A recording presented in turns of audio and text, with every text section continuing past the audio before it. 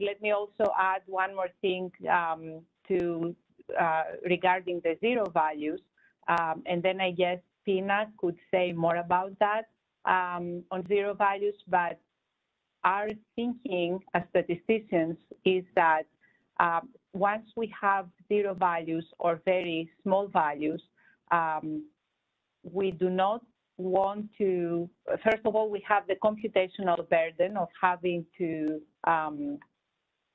logarithmically transform these values, and we need to find a way to overcome this problem. However, we do not want to exclude or to throw this information from the data set, because we want somehow to find a right way to reflect that to keep this information in the data set, meaning having very low values. And we want this to be added to the other values, to the other observations that we have in the data. Thank you, Elena. Pina, before you chime in, I would just like to clarify that Gmax is the maximum flux that you observe for each individual profile. It is not the maximum flux that you observe for the mean profile per the recommendations that we have outlined in the draft guidance for Acyclovir. So if that was a point of confusion, we just wanted to take this opportunity to clarify that.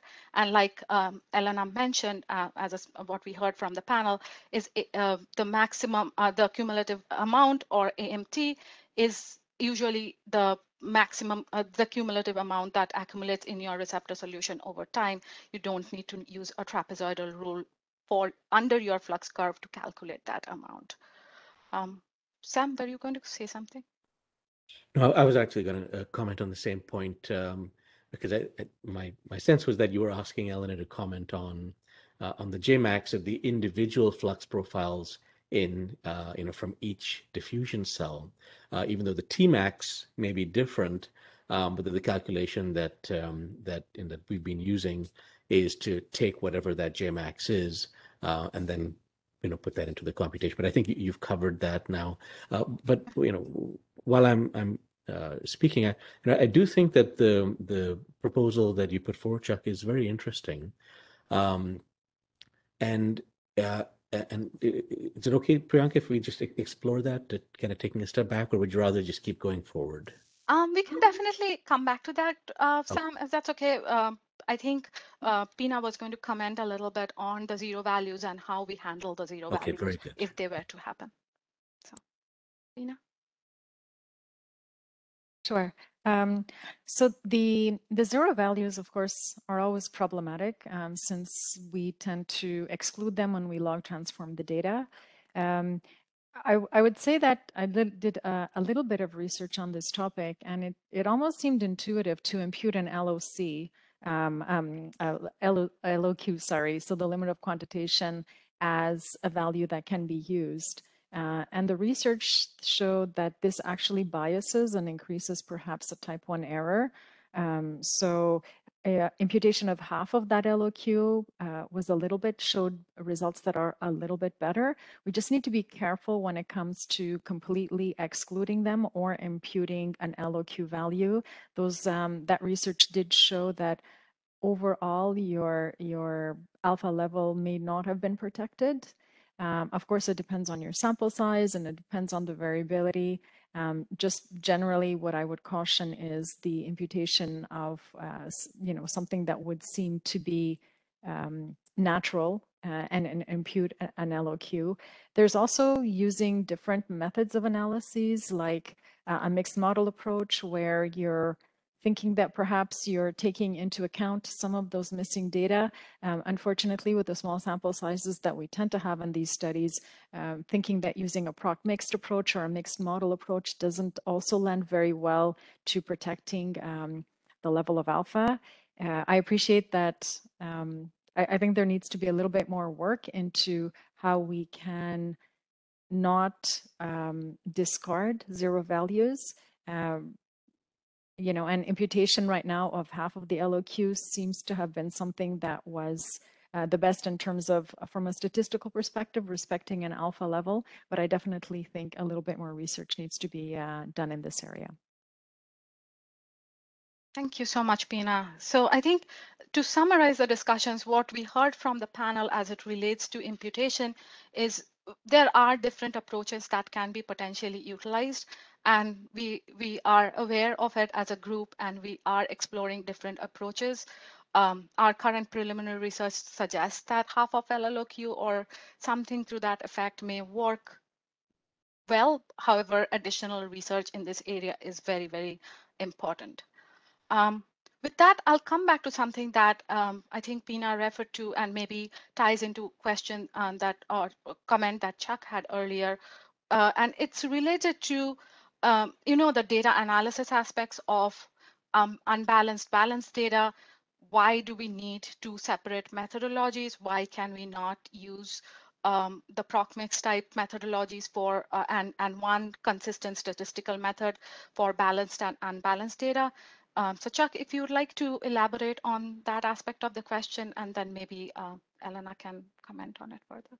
Okay. I mean, one of the things that, I wondered from the beginning when we started talking about the unbalance is, we're using a full proc mixed model when we do average bioequivalence for oral drugs. We have a fully replicated design. We use the proc mixed model. From that model, you get the within reference variability estimate. You get the confidence interval where we would then pick, the point estimate and the upper bound. And, it has all the parameters that we need to run the scaled average bioequivalence. And, it just seemed to me that, had we gone with that approach, then we wouldn't have even had to worry about unbalanced data, because we have unbalanced data in average bioequivalence studies all the time, and we accept the results from those studies as being valid. So that's really where I'm coming from on this, as I am kind of a proponent of using the full model with test and reference and the replicated and the FA0, variance structure that would separate out the test and the reference varied. And we have really rich data here because we have so many replicates within the test and the reference that those estimates should, at least from a practical or point of view, those should be good estimates.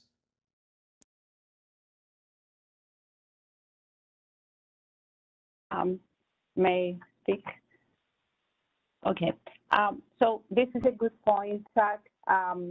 My view here is that in the case of the balanced data, we have exact calculations that we're performing, and there is no reason to. In the case of the unbalanced data, we have an approximation. We approximate the point estimate, the standard error. So there is no reason to use this approximation when we can have the exact calculations. So yes, using I would say a mixed model. I wouldn't talk about a specific software because the same thing can be done otherwise, using other software. But in one case, you have the exact calculations, and if you have a balanced data set, why not using this approach? In the other case, you have an approximation of those parameters. Yeah, I mean, I realized that, from the balanced data, the least squares means are going to be the same as the arithmetic means. But if I have one package that will work for both situations, or one approach, and let's call it the mixed effects linear model, for the replicated design, if it works in both cases, why switch back and forth? I mean, it's sort of like, why do we do a proc mixed if we had a balanced two-way, balanced crossover study? Why don't we use ANOVA? And again, I'm talking in SAS terms, but, realize that this is but why go to a mixed effects linear model approach when you have balanced data instead of just doing ANOVA in the oral drug world? We don't do that. We use proc mixed because, or the mixed effects linear model approach because it works in both situations and we don't have to make a decision between the software that we use. I'm just looking at it from practical standpoints. Yeah. So I agree. I'm a big proponent of mixed models as well. I think the one thing to be careful about, or what differentiates missing data here, is if you have a zero value.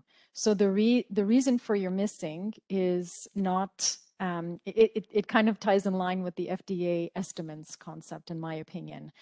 So if you have missing data, which is randomly missing, so what we call like missing at random or missing completely at random, then I completely agree with you. A mixed model is the way to go. I think the problem that is a little bit particular to, for example, low permeability drugs in an IVPT setting is your missing data is really giving you information about the product. So the missing data is not just missing randomly, but it's really missing owing to the fact that you have a value that lies somewhere between 0 and an LLOQ, for instance. And I think that that's the bigger challenge here. Yeah, I agree with you 100%, Pia. I mean, I'm not talking about the case where we have missing data due to zero values. I mean, we have that same problem in the oral drug world. If I try to take the log of 0, it eliminates the value, but yet if I'm getting an excess number of those cases, or even in the oral drug world, if I get one instance where the AUC is a 0 from a test product, it raises a red flag. And so I think, I separate those, the 0 values and what you were discussing. And then also, there has to be a concern if it's the proportion of zeros is greater for the one product than for another, then that raises the red flag. And, that's kind of a little more even beyond the statistics. That's more of a consideration is, are we looking at formulation failures here? But I'm talking about the situation, where you're not dealing with zero values, just use the same software because it's versatile. Thank you, Chuck, Pina. Yeah. Oh, you go ahead. Yeah, I Chuck, I want to add from Elena's method is I want to clarify is Elena's method for the unbalanced data set solution actually is a universal solution. Both can be used for unbalanced data together with the balanced data. If you think balanced data is a special case of unbalanced data with all the data no missing, then we also internally test the Elena's method during our review practice. Actually, the Elena's unbalanced data approach can be universally applied both unbalanced situation and the balanced situation. So I'm not sure. I'm sure this is the Elena presented the way that seems to be using two different methods. Actually, it's a kind of a. I think it's a single universal method to fit one size fits all. Thank you. Thank you, Yuju, for summarizing that, and thank you for all of the panelists that commented on this. I think to summarize, what we heard was we understand and appreciate that these situations happen when we could have an unbalanced data set, quote unquote, and we needed a methodology to be able to accommodate that within the scope of our statistical analysis strategies that we had for IVPT.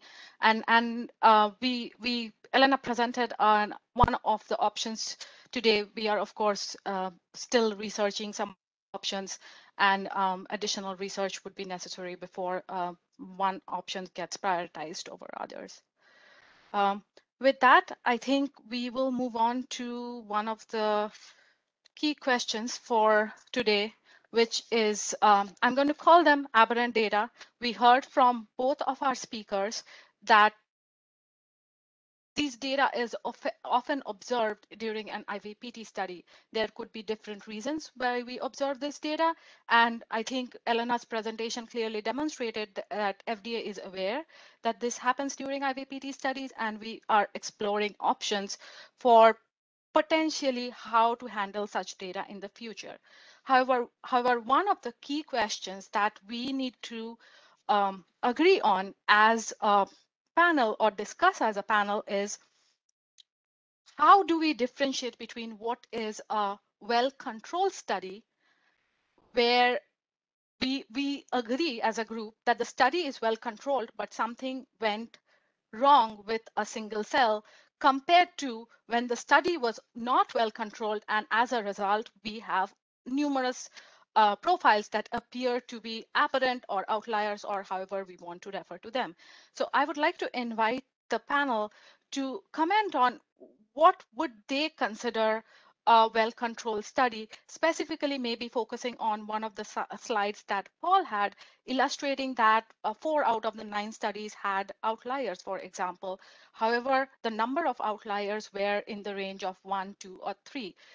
So Paul, maybe we can begin with you by commenting on what would you consider a well-controlled study where we can begin to consider the implication of the outliers versus where the study is just not controlled and we don't even need to consider that situation. Yeah, part of, excuse me, part of this concept will also be thought about in the, what is it, the quality management systems. If a laboratory clearly demonstrates good practices based off of GLP, based off of ability to reproduce data, ability to document room temperature, humidity, some way of demonstrating and showing that they are in control of all the potential environmental variables and monitor them and minimize their influence on the study outcome. The next step down is ensuring that the staff are so well trained that they are not artificially inducing a bias or sloppiness into the study conduct. Earlier today, we talked about the selection of the skin itself, making sure that the skin is acquired from a reputable source, from a relatively healthy individual, and has been preserved and controlled properly, as well as having an analytical method that's fully validated and reproducible.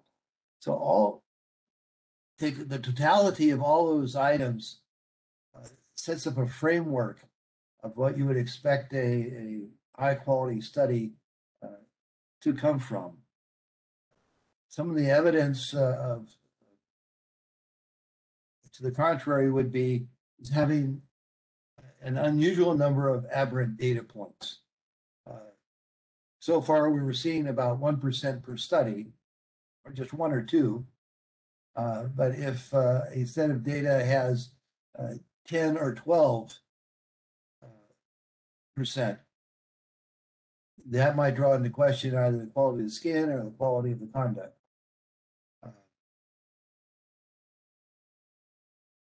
Variance between, and there may not be any outliers, but there may be a 20-fold difference between the highest and lowest replicate. That would be a trigger to examine, is that unique to that particular donor or that particular formulation, or is that laboratory having difficulties in maintaining variability within their study systems? So it's not an easy yes/no answer to say this is a quality of study and this one is not, without taking all those factors into account.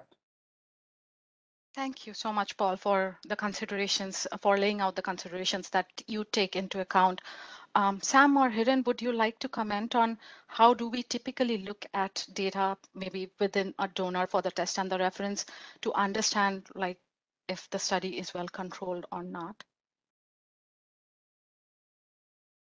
So I agree with Mr. Lamb what he said. I think the key message is the adequate, well-controlled study. And I can share one of the example, typically there are certain apparatus for the IVRT studies where you dose outside, but certain time, in multiple applications, what we have seen is the concept was taken from the IVRT study, and now the dosing was done outside the cell. So basically, when you have such kind of, like when we look at this kind of a procedure followed to dose, especially for the IVPT study, as such, that because of the inherent variability of the skin, you have some expected variability. But when you do the poor control on designing the study, or even how you dose, and there are multiple factors that involve. If you do that, that just increase the variability, and which result into more aberrant data. So we look at multiple things when we define the well adequate control study.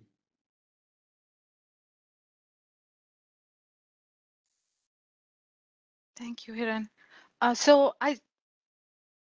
Somebody, go ahead. I was just going to make a small comment that it has been quite intriguing to see a lot of the data that has been submitted in ANDAs where the frequency with which we've seen aberrations in a data set have been very unexpectedly high.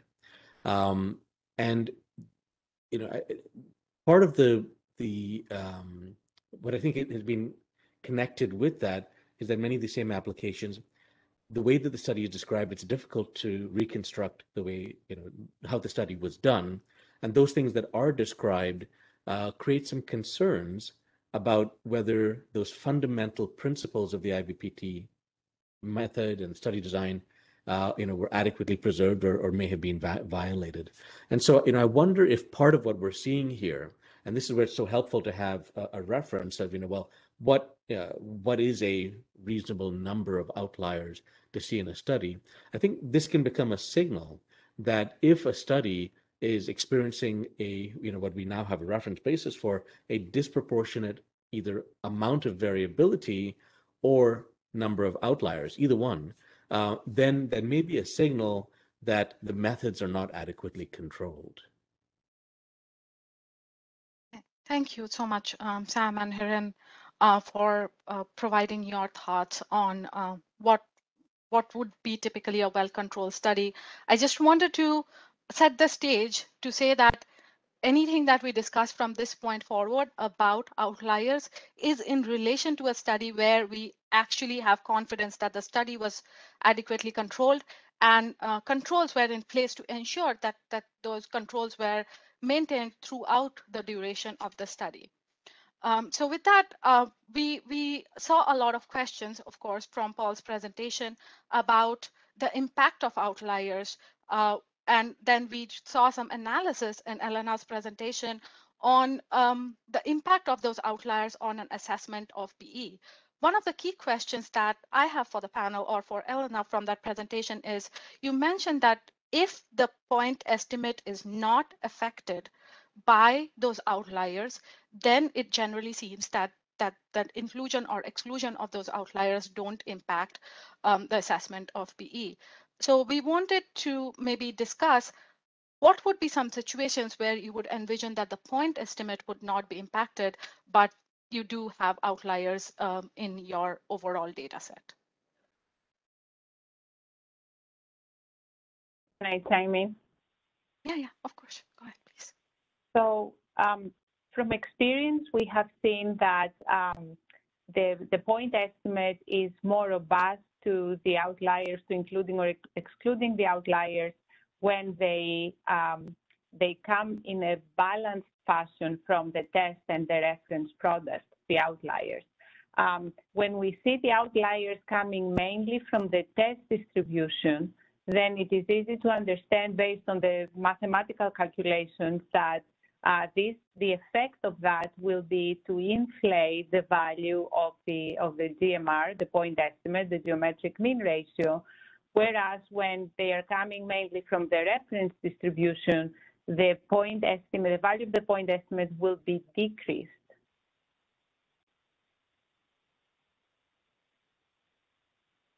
This is it. So this is the key point that what Elena mentioned, that when as a part of research, when Elena did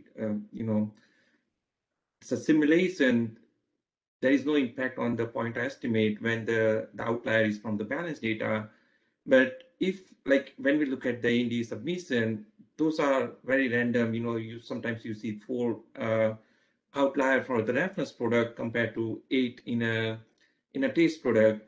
In those situations, it really depends on where your data is skewed. So, for example, you have a T/R ratio on the higher side. For example, 1.23, 1.22, and then you have your low values for the reference product, and now this will play a role in T-bar, in the point estimate, because your data is skewed towards on the higher side. Now removing out reference product will impact, because we are working on a borderline, and the T/R ratio plays a critical role on imbalance outlier in terms of the test and reference product.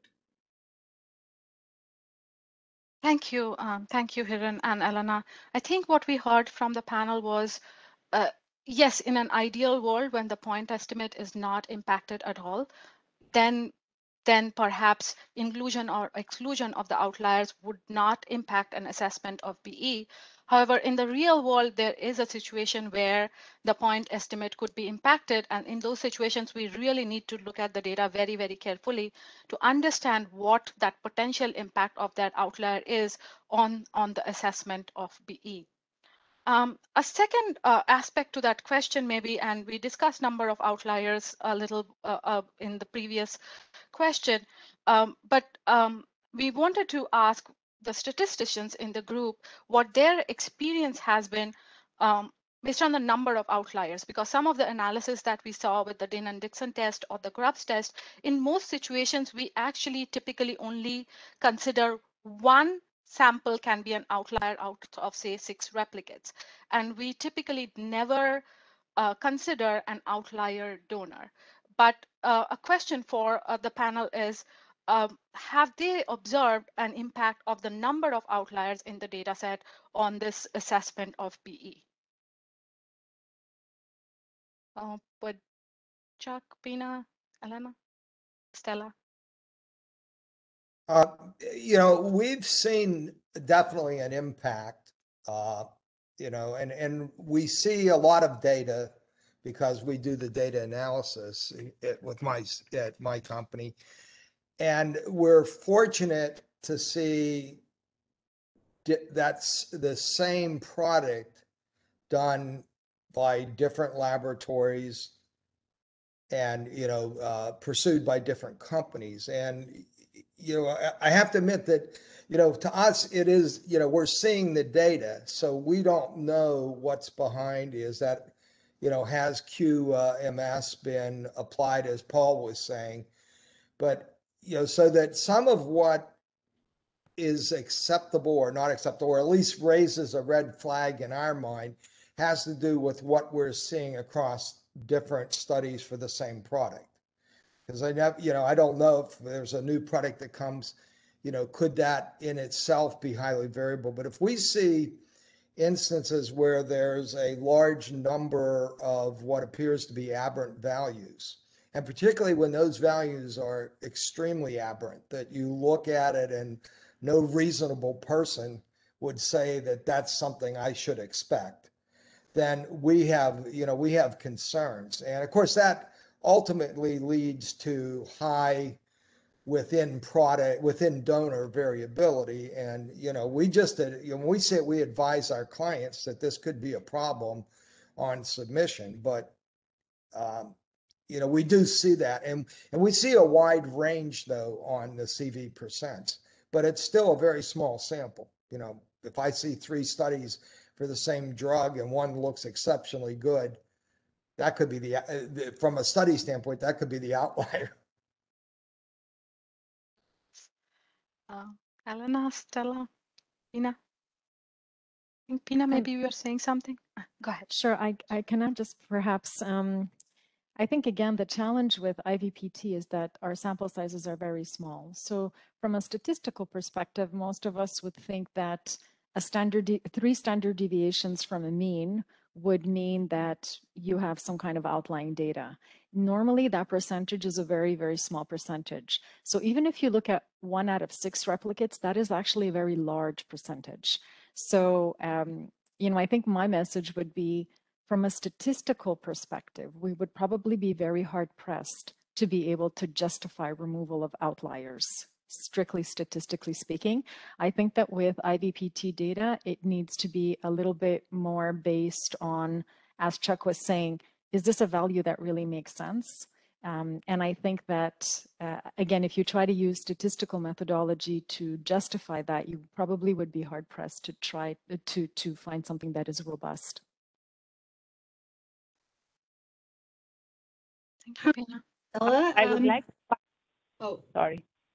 I'll ahead, just to amplify something Priyanka said in passing, and Pina sort of alludes to, which is that we don't want to consider a donor as an outlier, even if, because we don't have very many and we don't have a sense of their variability in the population.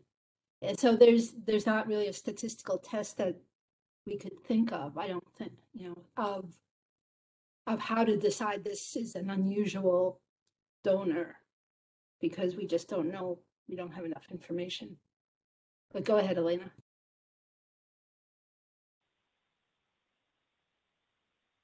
Yes, this is definitely a correct point. I would like to agree with what has been said by all, Chuck, Pina, and Stella, and also add or emphasize perhaps that when we have situations when something is wrong or we don't have a well-controlled study, this is definitely reflected to the value of SWR, not just the outlying observations. So, for example, we know that this type of studies in general, we have high variability, but high variability, the usual range would be somewhere, from 0.4 to 0.6. However, we have seen not very often cases where we have 1.2 or 1.3. And we have seen that there is always something which we need to be more careful about with studies like this. Stella, can I ask a quick question, just to help people that are participating in this? Granted, I made the statement that, we really can't tell, but based on what you're seeing, where would that within reference variability, at what point would you say that raises a red flag to FDA? The highest, looking at the high end of that range, where does, from the reviewers in bioequivalence, where would that raise a red flag about questioning whether the study was conducted as a well-controlled experiment? I'm going to punt that question to maybe you, Joel, as a reviewer in bioequivalence. Yeah. Maybe Harry can add later. So to answer Charles' question is we do evaluation, the bioequivalence evaluation for IVPT study on a case-by-case basis. Depending on the drug formulation and the API, the variability is a very study by study. Some, as you mentioned previously, some of the extremely high of the signal of the outlier or like the poorly controlled study. Some of the extremely low variability maybe also consider some questionable study. So as far as our experience, kind of is based on the case by case. We don't have a very strict cutoff, like over how many percentage of the CV or under how many percent CV we consider is some of the questionable, what just treated equal, like we evaluate. I want to mention not only the statistical analysis, but also the procedure of a data analysis, how you conduct the for example, the amount and the Gmax and how you document your procedure together with how you specify your analysis in the SOP and SAP. What's the rationale? How you select your procedure for handling the balanced or unbalanced data, how you identify some of the you consider is outlier and abnormal data, and which procedure you want to use, and together how you want to optimize based on your pilot study to your pivotal study. What's your calculation for your sample size, and what's your projection of a true GMR and the TR ratio? All these documents should be clearly specify any of this kind of so-called post hoc analysis. Maybe is we are discouraged and we don't like this kind of analysis. Yeah. Aaron, do you want to add? Thank you. So yeah, you pretty much covered, everything. I mean, I defer the comment about the statistical part to our statistical team within Office of Bioequivalence as well as Office of Biostatistics. But as Yujo mentioned that, we look at several things, we look at multiple tests, and Elena talked about that one, that, there is the impact of each and every parameter, your alpha value and all those aspects. So we look at, multiple things before we, make any decision on that. I think I will try to summarize. Please feel free to chime in. But I think what we heard from the panel here about, to Chuck's question, what would the reviewers consider a well-controlled study?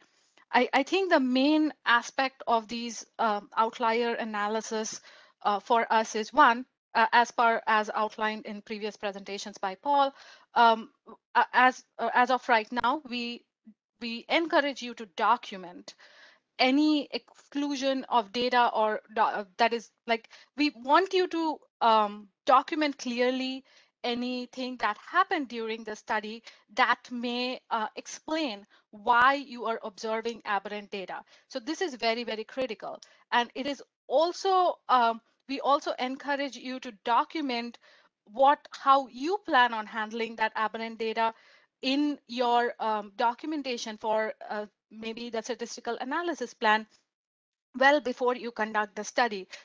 We like Yuju mentioned briefly, post hoc analysis. Yes, the post hoc analysis relates to a situation where you are looking at your information about what you documented as maybe something that happened during the experiment, and you are connecting that with the data. But what we don't want you to do is look at the data and then try to explain why this may look very, very different than what you expect.